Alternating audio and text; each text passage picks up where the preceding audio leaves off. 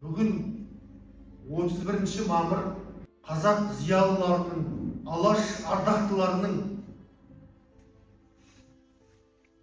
қуғын сүргінге ұшырап, Сібірге айдалып, немесе ату жазасына кесіліп кеткен күні. Алла қаласа қазір жұма намазынан кейін сол кісілердің барлығына Құран оқып, Құран бағыштап қоямыз. Қазақтың хандары мен билеріне, еліміз, жеріміз үшін асыққаны қалғанша күресіп, шахид болып кеткен батыр бабаларымызға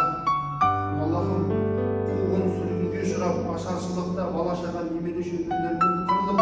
артында дұға ойы жоқ жетім жесірлерге Аллахым алаштың ардақтыларына және де 86 жылы 16 желтоқсан